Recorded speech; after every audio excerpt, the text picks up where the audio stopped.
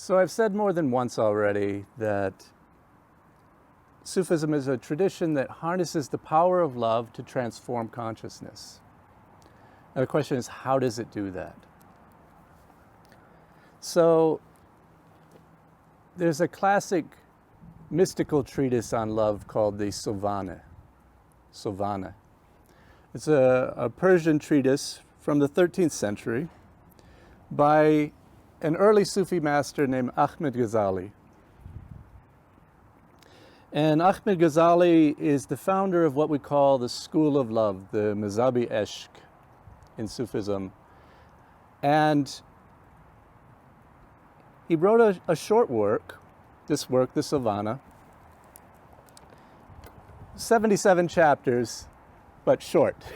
Like they might be a paragraph each. And the Sovana was written as a kind of response to a friend. He had a friend, Seynaddin. And Seynaddin said, "Write to me about love." Presumably because he was brokenhearted. And, you know, when brokenhearted, the next best thing is to hear about love. You've lost something. And I suppose this is the point at which many of us, you know, watch sappy movies or something. But Seynaddin says to his friend, "Write to me about love." Ahmed Ghazali is considered an expert on the subject. He talks about nothing but love. And he writes 77 letters to Seynaddin on aspects of love. And the book is, I was about to say the book is organized. The book is disorganized. It's as if he sat down and he wrote one letter, sent it off, and the next chapter or letter is on a completely different subject. It's not like he's following a progression of ideas and then building it out in an organized way. They just seem to be all over the place. Now, when we say it's a book about love that needs some qualification, the book is remarkably sophisticated, full of tangled metaphors, hard to understand.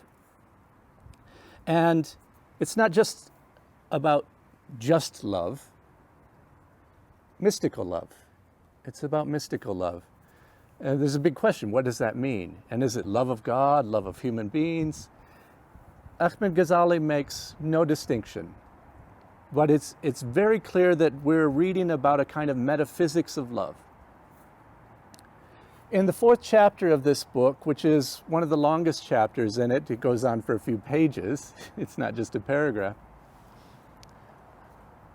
there's a description of, he puts this different ways, but you could say he describes there 3 deaths that we suffer into love. Maybe 3 deaths that we suffer for love. And if we pass through these deaths, the death as a threshold, if we pass through them, then it's as if we graduate and the love gets bigger and grows and we mature on the path of love.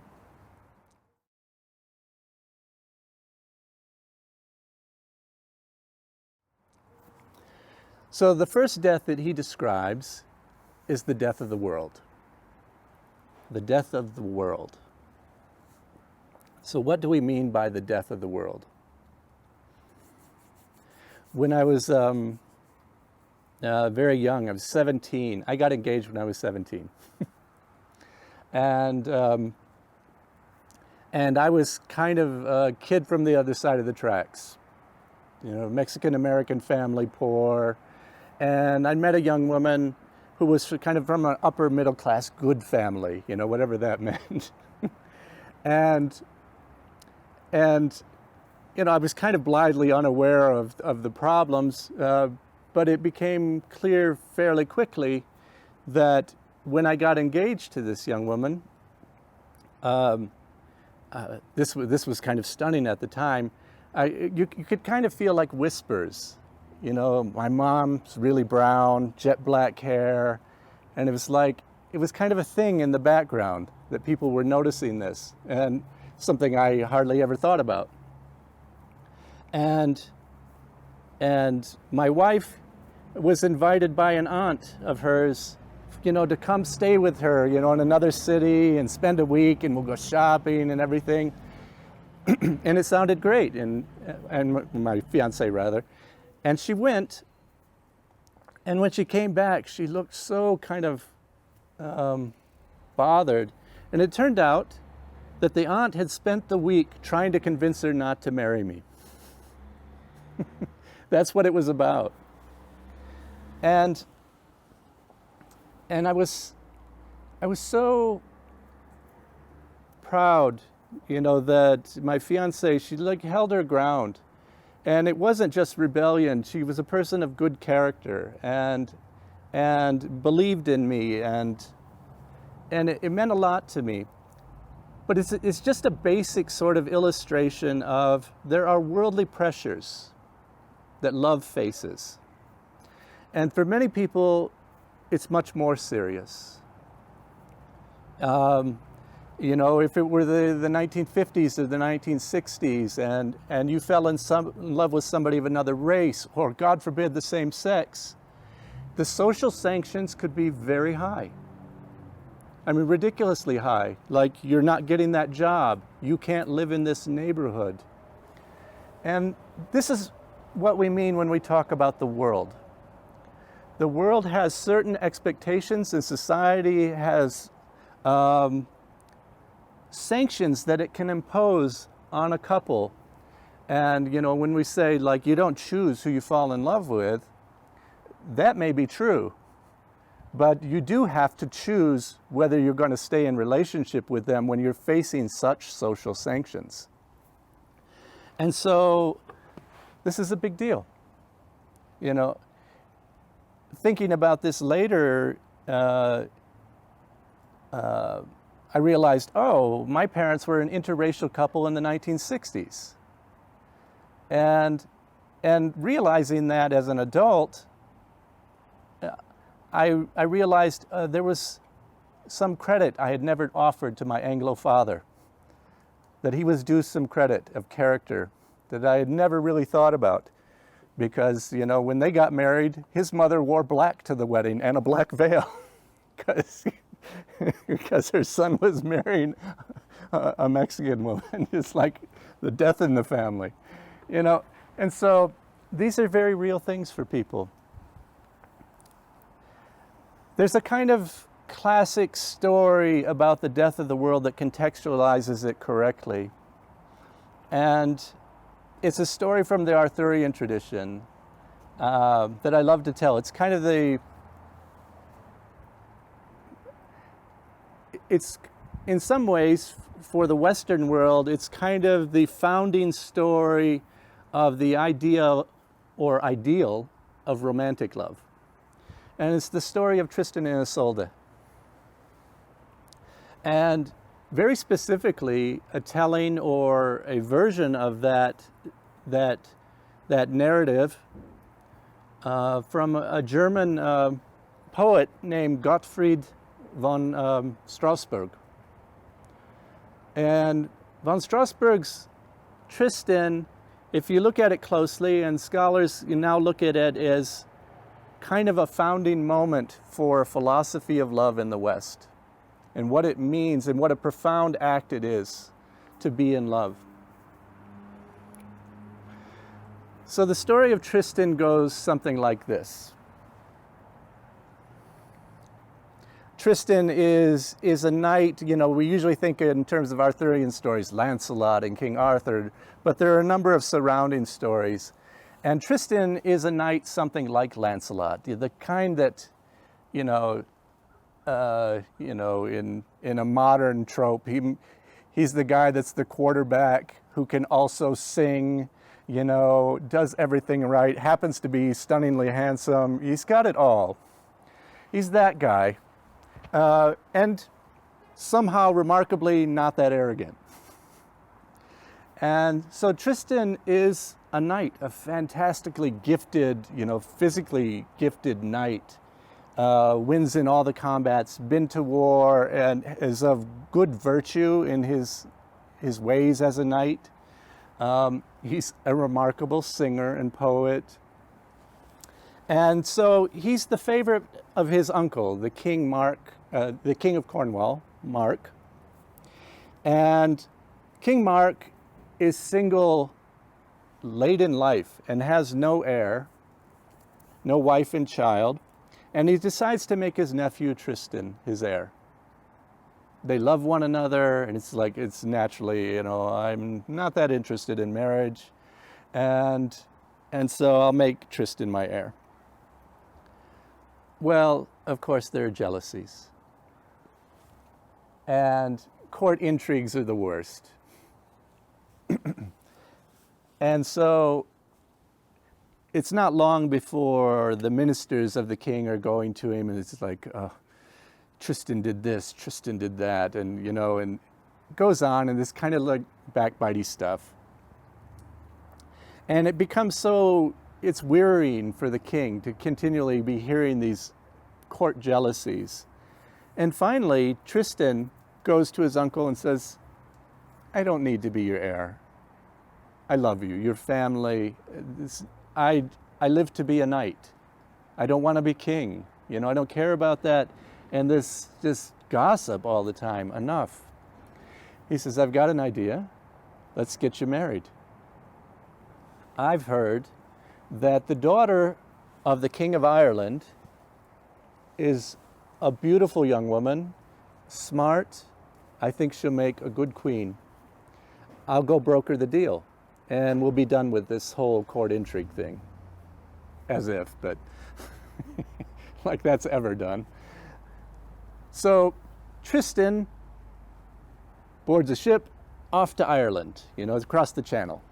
In the stories, it sounds like it's a huge, journey or something. And he goes off to Ireland. Sounds pretty simple, like go broker the deal. He's got one enormous problem. Isolde hates him. She hates him, hates his very name. In fact, that's what she hates, because she's never met him. There had been a war between Cornwall and Ireland, and Tristan, being a knight, had fought against Ireland. And he had killed in single combat Isolde's uncle, Morold. And because of this, everybody knew who killed Morold. It was this knight Tristan, and she loved her uncle, hates Tristan. So, being a cunning person, Tristan goes in disguise to Ireland.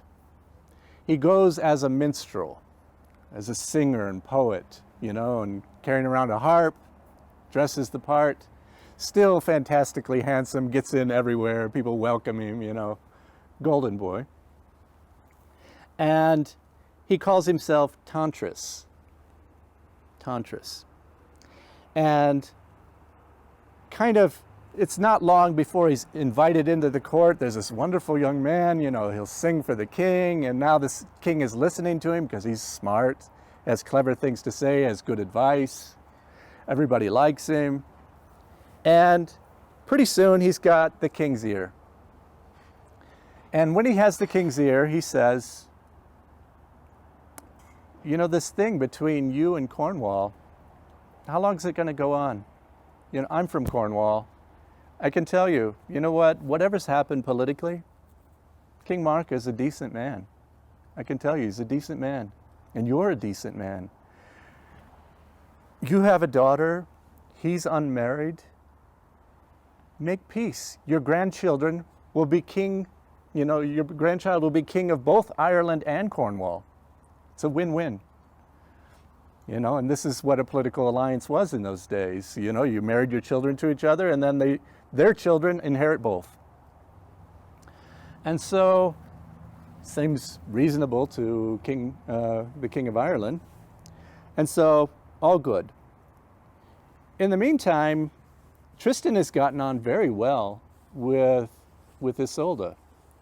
They like one another. They have good conversations. She's fantastically intelligent. And he really admires her. And more, he's like, no, this is a great match. And, but he knows the friendship is about over.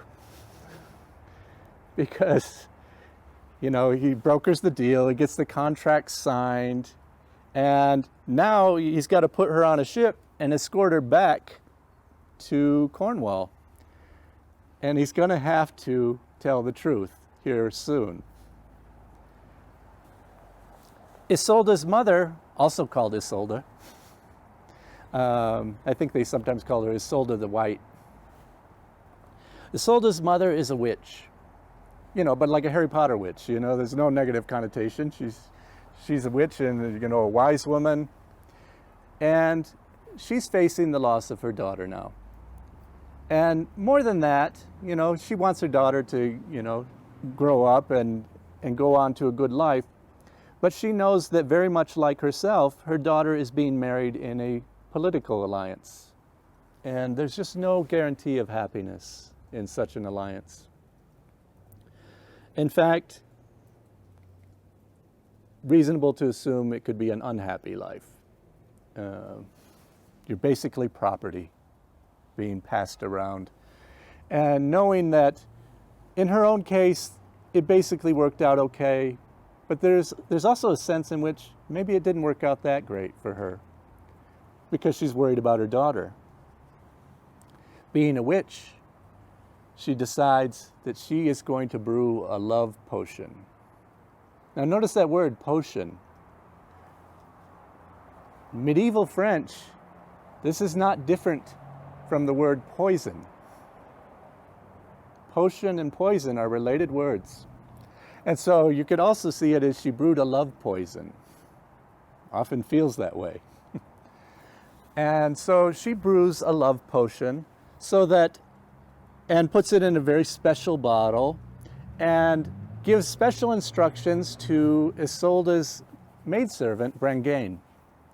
And she says, Brangane, on the wedding night of King Mark and Isolde, you'll escort Isolde to the bedchamber for the consummation of this marriage, because the maid in those days would undress the lady and so on, and see her up to that moment. Very awkward today to think about such a thing, but you had these people that came into the bedroom with you, so on. So she'll come to that moment. She says, because you're there, take this bottle and pour a cup of wine for the couple. It being a love potion, they will drink and they will actually be in love, and maybe they will have a chance as a couple. She wants her daughter to be in love, even if by potion. I don't know, maybe all of us are in love by potion. But that's her plan. Entrusts the little bottle to Brangane, and so they're off. Everything gets put on the ship, and Tristan is now nervous. The guy who's got a plan for everything has got no plan for this. There's no good way to broach this subject. But Isolde is smart. For a long while now, she's been going, there's something about this situation. There's something about this guy. I don't know what it is. I can't put my finger on it. And she's puzzling over it one day, and she's seeing the name Tantris in her head, and all of a sudden, the letters of Tantris rearrange in her mind, and she sees it's it's a permutation. It spells Tristan. He's just changed the letters of his name. Clever boy.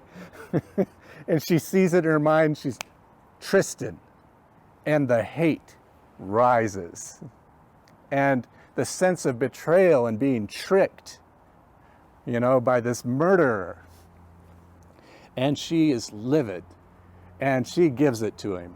She lays into him. He didn't even get a chance to come up with a clever plan for this, and now he's on his heels. And finally, the two of them, in the middle of their fights, realize this is an insoluble, this cannot go on. You just have to make a decision, because what are you going to do? I'm the king's nephew. He loves me. You're going to hate me, and we're going to have our fights in the court, And so it's like, we're going to have to make peace. you're going to be this man's wife. I'm his nephew. We got to make peace. And so they start to argue a little more reasonably. He says, look, I'm a knight. Like, it's the duty of a knight to fight in the battles that we consider just, or that, our kings consider just. We fight on a side, we do our best, we hope we're right. Your uncle was an honorable knight. We met in single combat on opposite sides. I got the better that day. It could have been me. I honor him for his sacrifice. We both did our duty. She says, yeah, I guess that's true. All right. Tristan says, we'll make peace. We'll have a meal. We'll have some wine. We'll make peace. We'll toast to peace between us and détente in this fighting, and it's going to be good. So they're on the ship's rocking. He goes to the ship's galley, and miraculously, there's no wine. We see where this is going, right? So he goes searching the ship. I don't know where Brangaine is. Nobody ever says where Brangaine is on this little ship. But he goes searching around, and they search through their belongings, and oh, beautiful little bottle. This looks like the kind of bottle over which you want to make peace. They uncork it, they sit down at the table, pours a little for her, pours a little for himself, to peace. They drink, and to use the old kind of phrasing, it's as if the scales fell from their eyes, and they saw truly, finally. They saw one another and another light, and they were flooded with love. Flooded with love. And we're almost sick.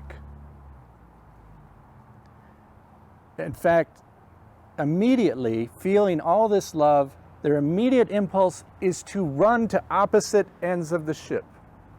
Now we think, oh, you're feeling love, it's like, this is so great. No, they felt immediately, this is awful. And this is a characteristic of true love in this circumstance, even if by potion, because they also knew that intense experience of being in love also meant betraying the other people that they loved. There is no way for them to be in love without betraying their families and friendship and loyalty and duty, and that is all done. And so they flew from one another because the desire to embrace one another was so high, but it was there in reality mixed with the feelings of this is a betrayal. And so they did. They ran to the opposite ends of the ship. But it's a little ship. Tight little hallways. You got to inch through. Somebody's always got to go to the bathroom, and you rub up against one another. It's irresistible. The desire to get away from one another and the desire to embrace one another. Everything wants to become a kiss. And the one thing they can't do. And Brangaine shows back up at some point, and she keeps coming into rooms unexpectedly when they're in there like locked, eye to eye. And as soon as they hear her, it's like, I hate you, these fights break out. But they seem a little contrived. And Brangaine's going, something's off, and then, she, after many such instances of walking into the room and seeing such things, she catches a look. She catches a look as they're leaving the room, and she says, no, this is wrong. They're hiding something from me. And finally, they do embrace. And Brangaine's onto it. And now she starts looking through the belongings. And then in a little waste paper basket, she pulls out an empty bottle. And grabs it in her hand like an accusation. and runs for Tristan. And she holds up the bottle and says to Tristan, "You have drunk your death. You've drunk your death, buddy."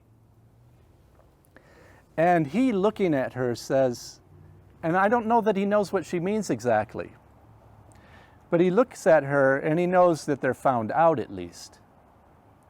And he says, "If by my death you mean the pain of this love that I feel now, well, that is my life. If by my death you mean the pain of this experience of this love and all the implications of betrayal and how much it hurts, well, that is my life. If by my death you mean that I shall certainly be killed by the king for this betrayal, then I accept that. But if by my death you mean that I shall certainly suffer eternal torment in the fires of hell, well, then I accept that too."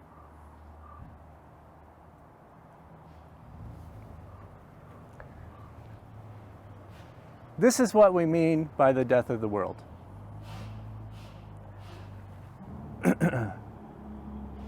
Yeah, it's on a number of different levels, but one, he knows he'll be killed for this. All right, it is what it is. This is my life. This is the one way to live now. But the even bigger one, like when he accepts eternal torment in the fires of hell, well, this is a society that believes in that hell. It's not like being bold in the face of a hell you don't believe in already. Everybody believes in this hell. And he's like, F it. I'll take it. That's what we're doing. This love is worth it. I'll suffer that. So this is the death of the world.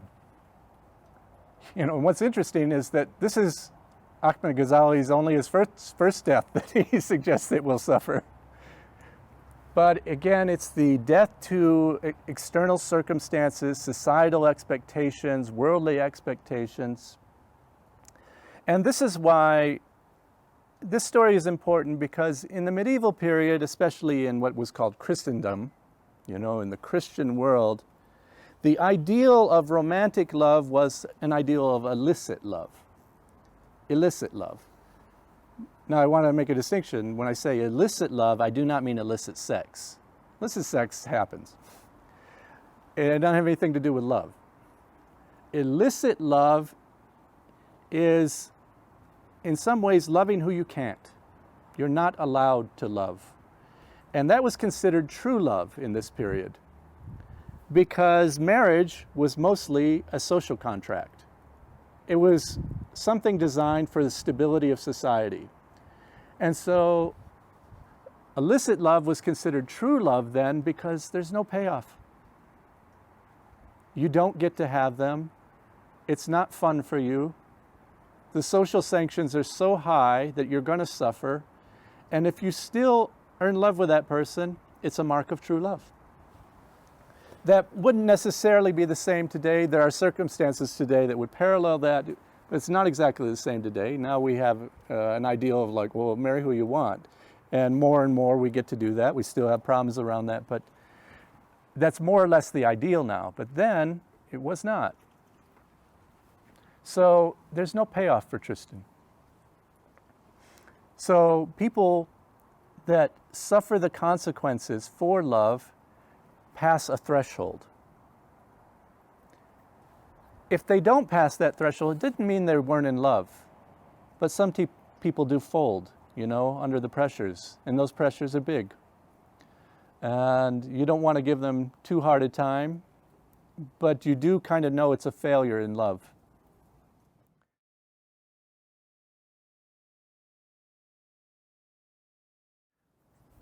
So if we pass the threshold, then we move on to the next death in love. If we pass the threshold of the death of the world, dying to worldly expectations and going on with love, then we face the test of the death of the self. The death of the self.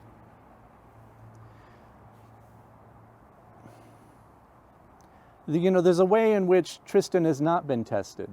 By the way, it just goes on and it's bad for them. That was not the end of the story. Really, that's the beginning of the story, and it sucks for them. They have some moments of happiness, but basically it's just hard. But there's a test that Tristan has not passed, because in the death of the world, even if you pass that test, you still get what you want. What you're really saying, what Tristan was saying is, I want Isolde more than I want your approbation. I want Isolde more than I want to be famous. I want Isolde more than I want life. And he gets her, in that circumstance. Like, I'll suffer those consequences if I can have her. He's getting what he wants.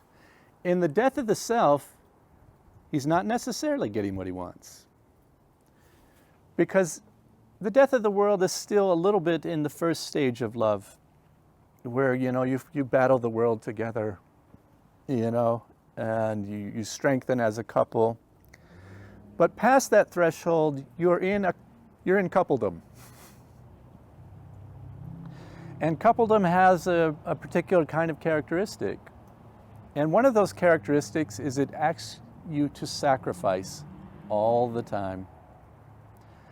People that are in relationship have to make small and major sacrifices again and again and again and again. It's part of the character of relationship. And they're not easy. And what do these sacrifices look like? I kind of like to talk about the death of the self kind of in circumstances that parallel my own. Let's say they parallel. Didn't exactly happen to me, but a lot of this is true. So I married young, and we went to college together, poor as church mice together. It's all ramen noodles, for years. And you're going through college together, you get through, you got all this debt, and there's a lot of years that are just trying to keep your head above water. And so life is like this, It's not fun exactly. That how good is that life where you're just like trying to gasp a little air above the top of the surface of the water, right? And a lot of it is like that. You're working really hard. I remember a time I was working 3 jobs and going to school and doing all these things. And my wife the same. And after a number of years, if you're fortunate, comes a time where a few comforts start to come in. In the beginning it was a big deal to go to Tower Records and buy a CD for ourselves, back when there were CDs. And so those are harder times, and you appreciated those little things. But then after a while, we can buy a couch. Like, we don't have crates all over the place, with things draped over them. And slowly, you almost don't even notice, these little comforts come in. And maybe it's not 3 jobs, it's 2 jobs. And maybe you're down to 1 job, and so on. And you're getting to that moment where, I can breathe a little. There's a little air to breathe. It's like the water's down here. It's not so bad. We wade in all the time. That's fun for us. And so you're starting to breathe freely. And just at that moment where you're starting to feel comfortable and relax a little bit, something like this will happen. Now, this is not exactly my story. That was. But it's a good example of what happens all the time. So say I'm working a job now, and my wife was working a job, and one day she comes home, and she's got a look on her face.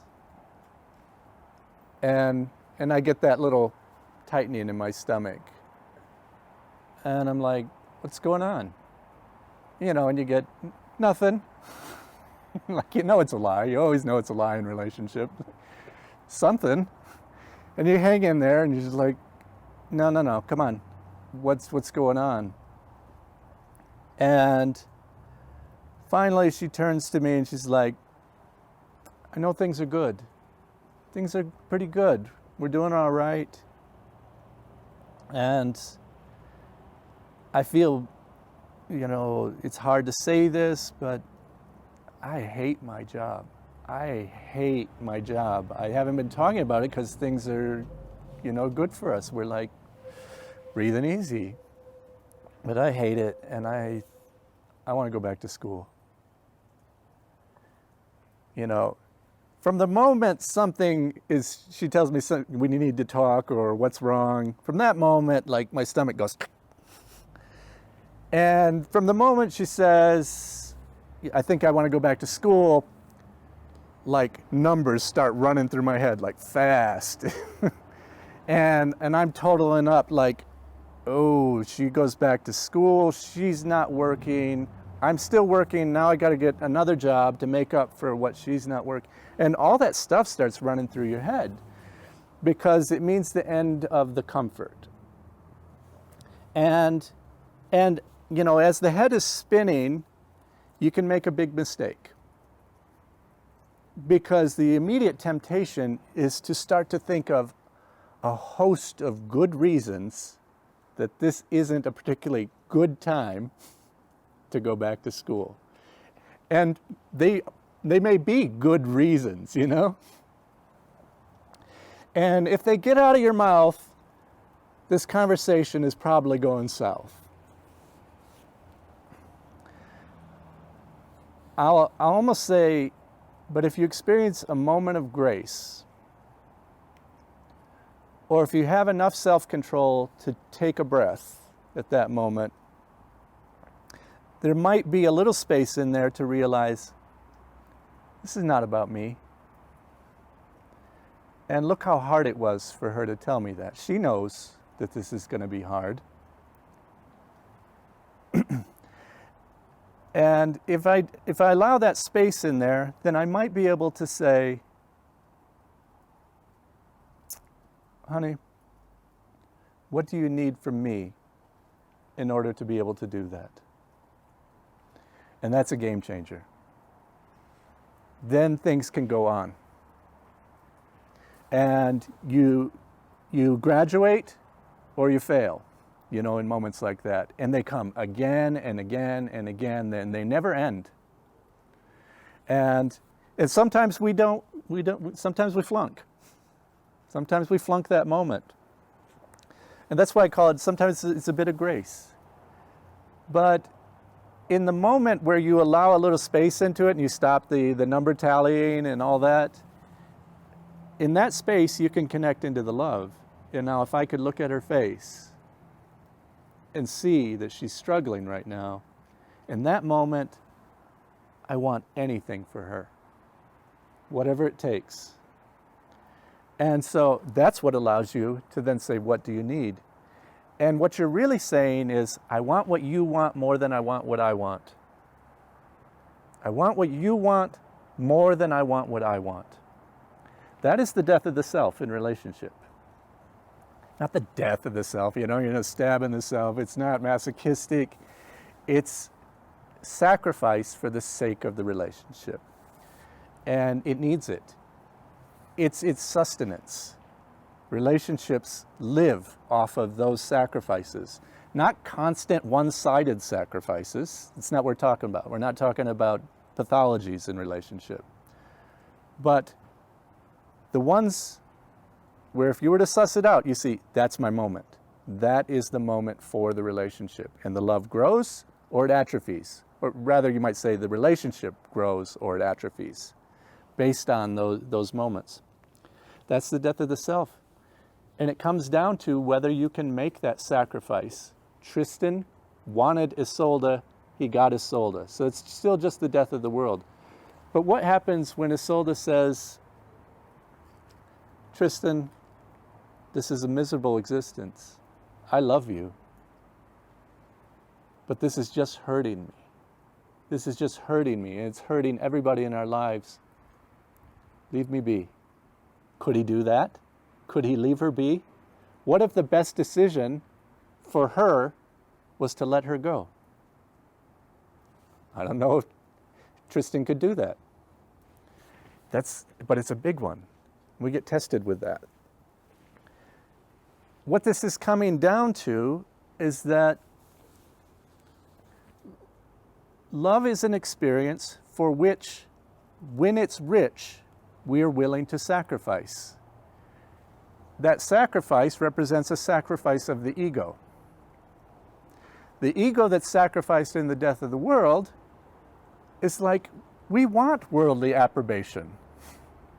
We want people to speak well of us. We want them to celebrate us. We want them to think well of us. It's something to give it up.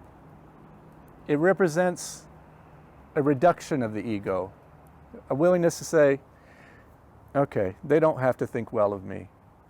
I want to do right according to my heart. That's a graduation.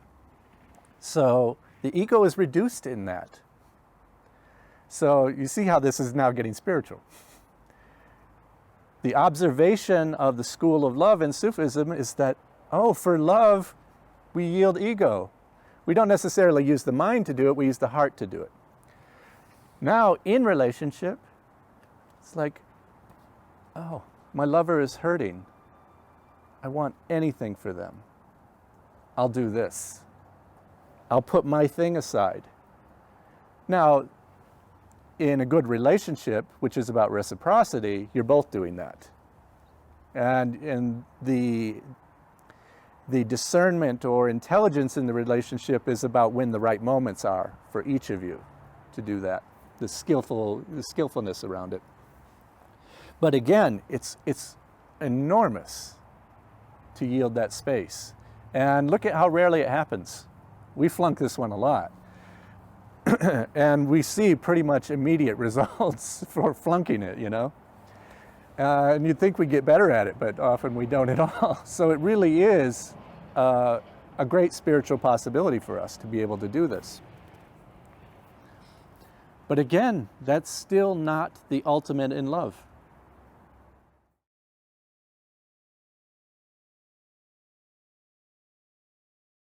So, as if the death of the world and the death of the self were not enough, Ahmed Ghazali proposes the death of the beloved. And this is the one that's truly hard to understand. What? The death of the beloved? The whole thing was for the beloved. You know, like I gave up the world for them. I gave up myself for them. Now I give up the beloved? Doesn't seem to make sense. But this is what he says. The next death is the death of the beloved.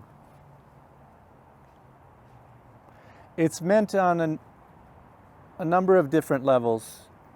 We could take it in an obvious sense, the death of the beloved, and just a feature of human existence that we lose one another. So it could be literally the death of the beloved. Then what do? We lose one another. They lose us, we lose them, you know. We can't time it. You hear an occasional romantic story of mutual death, you know, not Romeo and Juliet or anything, but, you know, like you kind of want to go together. Why do you want to go together, you know? That's the question. Why would you want to go together? Because at that point, you don't want to go on separately. You know what that's going to be. You know it in the moment of feeling your love for one another, that's going to be pain. Who wants that? So there is the death of the beloved. We could say the loss of the beloved. Not just death, but relationships end. Relationships end. And they end not necessarily because of an absence of love. Sometimes, but not necessarily. There are great loves that do not work out in relationship. There are loves that can't happen, you know, because they'll break everything around you, you know. In the Hindu tradition, Krishna and Radha are such a love. She's married to somebody else. They're tormented by it, but they're not breaking this thing. They don't get each other. They're facing loss all the time. Their love relationship is one of loss. So relationships don't work out. That's the death of the beloved too. And then there's a mystical understanding, but let's stay on the ground first. One thing that wants to be pointed out in the Savana, this mystical treatise on the metaphysics of love, is that love and relationship are not the same thing. We conflate them, but they're not the same thing. It's really great when they work out to run together, but they always diverge at some point. And when we conflate them, we make a mistake. For love, it doesn't have to work out at all. Love doesn't need things to work out. It just is or is not. It's there or it's not. It doesn't care if the circumstances are right. You know, we're at the right time in our lives, you know, to have a relation. It doesn't care. It doesn't care if it works with the society's rules. Doesn't care. It's ruthless. Love is ruthless. And so it puts us in terrible circumstances. But that's its purpose. Now it says, decide. Grow or not. But love is ruthless in its demand that you grow. And it wants you to grow the love, okay, beyond the world. You expand beyond the world expectations, beyond yourself, which is somehow bigger than the world. You know, this ego is bigger than the world. Grow beyond that. Now grow beyond the relationship. And you go, what? That doesn't make any sense. It happens in relationship too. So say you have you're fortunate, you have a good relationship and you have love in it. And anybody that's in a good relationship that has love will discover at a certain point that they're both still alone. A teacher here at Naropa, when I was just in my first semester as a student, told me something that I've never forgotten about love. Her name's Judith Simmer Brown. And she was giving a talk on romantic fantasy. And she says, there's loneliness and aloneness. There's loneliness and aloneness. Loneliness you can fix. You know, I'm bored one day, I go and find my buddy Nataraja and we hang out. You know, I was feeling lonely. And I found some companionship and we hung out and had a meal. You know. I'm lonely, you know, I go out on a date. That's loneliness. Aloneness you can't solve. Because she was saying, just as I am, even in the best relationship, one day you realize you still feel alone. You feel alone because no matter how much overlap in territory you find in the best relationship, there's some part that will never overlap. And in some ways it's a good thing because it's true because we are so unique. Our internal territory is so nuanced and so unique, there's always something we will never be able to share about our own experience of being us. Our great joy is to be seen. When somebody sees us, it's so fulfilling. But what you realize when you're with the person that sees the most, they still can't see it all and never will. And that's aloneness. We will always be basically alone because we're so unique. That's also the death of the beloved because you want them to be all things. And that's when you discover they're not all things. They don't fix you. They don't fix your life. It's just somebody to share life with. And that's a great boon, you know, to have somebody to share life and experiences with. But ultimately, there's something not shared, and you feel a little betrayed. Not their fault. It's the fault of God, you know, whatever, however you want to characterize it. We're that unique that we will never be known. So we have to deal with this thing of the loss of the beloved, either expectations for them, relationship.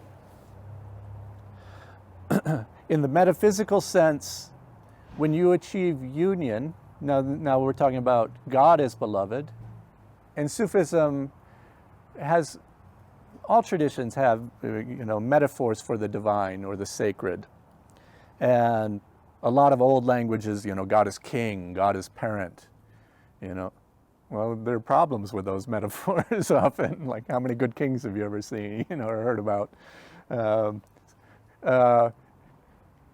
Parent might be a good metaphor if you're on good ground with your parent, but if you're not, then that becomes a problematic metaphor for you. So we have these metaphors for God, these root metaphors. In Sufism, they tend to be the friend or the beloved, capital B, capital F. You have problems in relationship too with your friends, but they're pretty healthy metaphors. In the relationship with God, the beloved, you are set in the role of lover seeking union, trying to overcome separation, always seeking union. That's just the spiritual seekers, seeking whatever the ultimate experience is. If it's the unio mystica, the mystical union, what is called wisal in Sufism, that's a moment, a unitive experience that transcends the ego. We might even call it contentless consciousness, awareness without a content.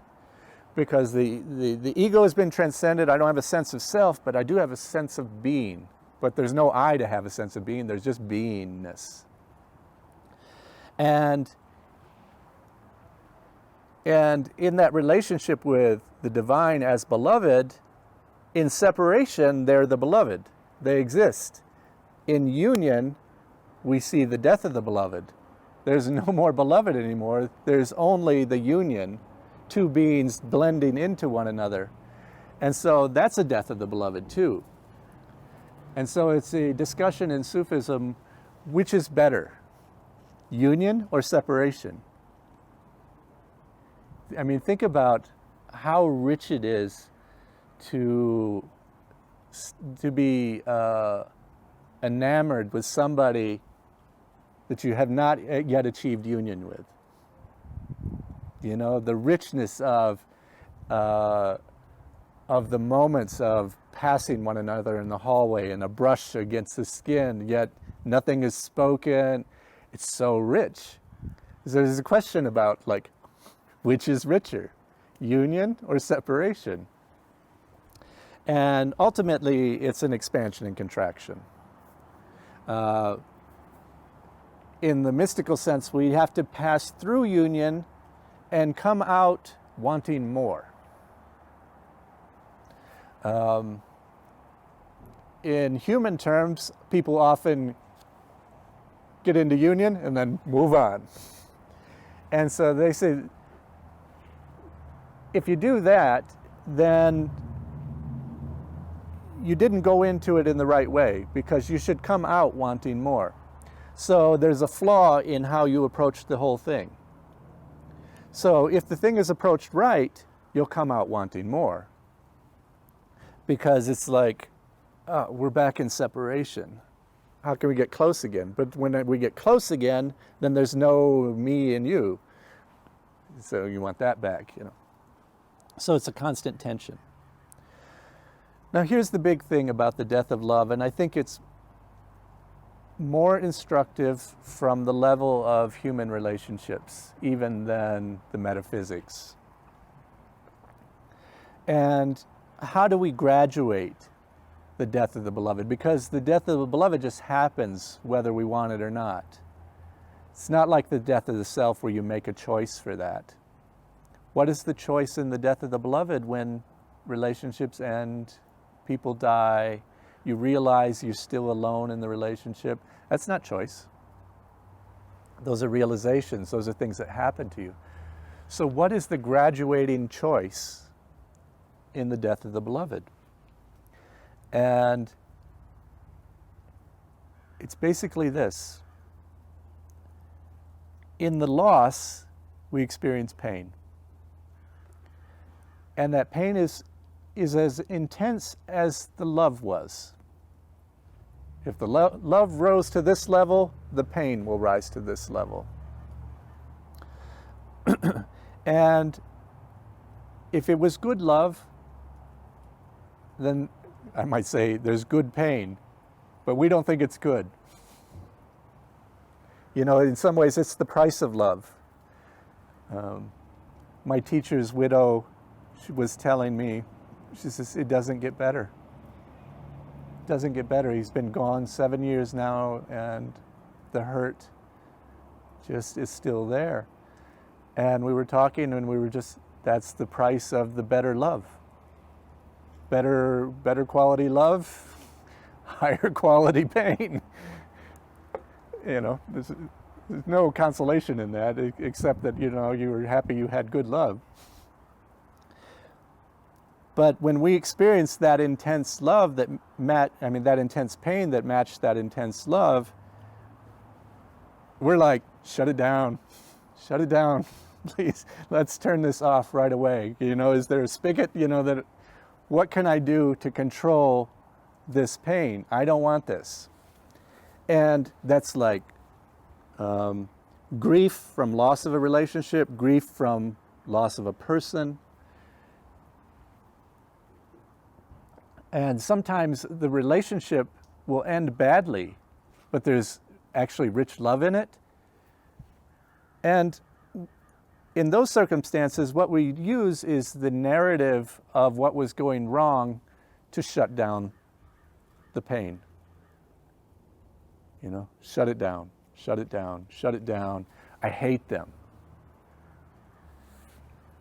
We use a lot of that kind of language to trick ourselves into saying, I was never in love, therefore I'm not feeling any pain. And when we do that, we're failing the love test in the death of the beloved, according to the mystics of the school of love.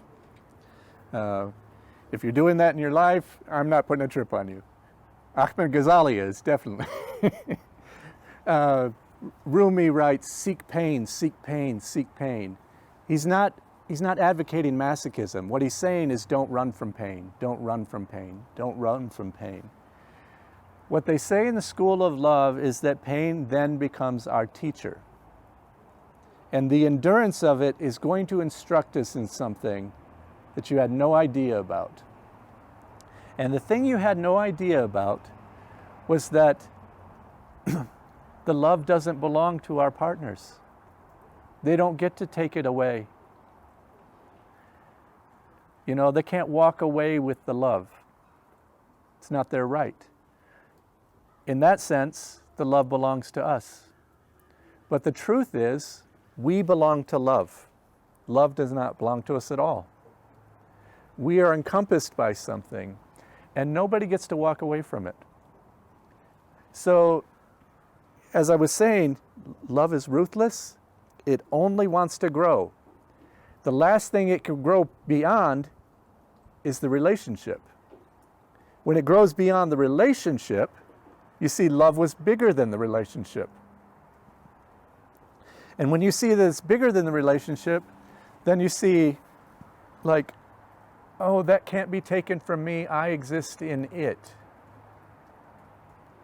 And if I cut off from the pain, I also cut off the love. So, because the two things are bound together, naturally. You only feel pain because you felt love. Now, if I medicate my pain, Or if I come up with a narrative that say I never felt those things so that I don't feel the pain, you cut off the love. So if you want to keep the love, you got to endure the pain. And then it grows a larger person. It matures a larger person. So this is the death of the beloved. And it's moving to a trajectory where we see the richest experience of life is in love. But it's not about relationship. Love is just like a tool that leads us on a path of expansion. And you will lose people, but you can grow the boundaries of your own being in love. And so ultimately, these are the three deaths into love. Later on, Ahmed Ghazali will come back with another chapter called The Death of Love. Which, I'm like, screw you, man. Like, really? But there he's talking about something interesting. He's talking about there where you come to a moment where you go, man, I'm not feeling it. Like you're taking the pulse on love and you're like, where did it go? And you feel like such a fraud. Oh, was I ever in love? I'm not feeling it right now. And he says, no, that's a trick. He says, at that point, love's gone through such an intense process that now it's driving into the interdimensions of your being, and it seems even hidden from you for a while. But scratch the surface, that thing will come back. And this is what we discover, especially maybe people that have been divorced a long time, that had deep love, but their relationship ended. And maybe one of those, that the former spouse dies, maybe. And you haven't talked to them in 20 years and haven't thought that much of you, going on with a good life, you got a different partner, and then you find yourself pouring tears one day. And what the School of Love says about that is that, yeah, obviously, love is eternal. Love is eternal. It's like it's just there.